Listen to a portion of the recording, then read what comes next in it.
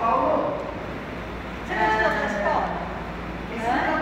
Mas o que tem de gente de boné tem que passar todo dia, toda hora e tirar. Eu já bati com 3 lá em cima. Estudante, você tirar o boné? Por quê? Pronto, rapaz, dá pra você fazer. Agora você foi educado, porque realmente vocês são poço de São finos, finos. Então vamos. Que boneca bonita. Ai, que boneca bonita aqui, ó. Boneca, Fala hein? assim, a minha nenê. É sua nenê? É a nenê dela. Dá pra tia levar pra você chupar laranja? Tipo a laranja, a titia leva. Já essa laranja vai cair no chão, vai querer outro. Ai, que gostoso. Ai, que delícia, hein?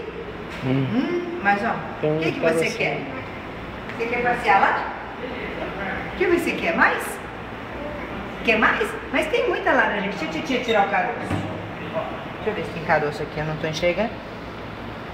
Ó, vamos chupar o suquinho, ó. Chupinho. Que tem? Ah, não é caroço. Esse não é caroço. É caroço? Não, pode. Não é. Aula peripatética, aula de andar com os alunos. Eu andaria com eles aqui, ó. Tipo Sócrates. Ah, entendi. Não é? Sócrates que tinha essa aula. Aham. Como chama sua boneca? Oi, Tudo bem? Como ela chama? Fala, é a minha nenê. Tchau, Gil. Como ela chama? Nenê. Fala, nenê. Menina? Pronto. Faz tchau pra dona Marina.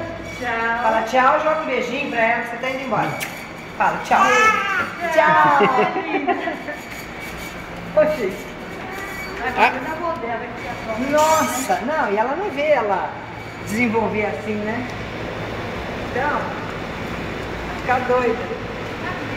Cadê o carro? Matheus tá aqui. Matias que tá lá. Julinha, você quer mais suco? Quer mais suco? Da laranja?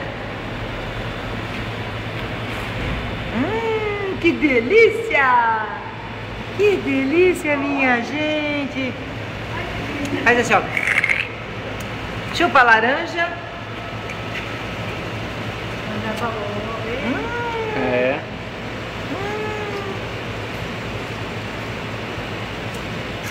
Tá aqui. Ai, o suco! Que delícia! Ai, caca! Caca! Ela é sua? Ela é sobrinha neta. É, mas assim, é uma coisa muito linda da minha vida. Ah, olha o Pugu. Olha o Pugu se chupando. Olha lá, o suco da laranja. Fala, Gostoso. tô deixando bagaço só. Chupa. Chupa. Aê. Quer mais? Quer mais? Ah, quer que aperta? Quer? Bora. Ai, que delícia, meu Deus do céu!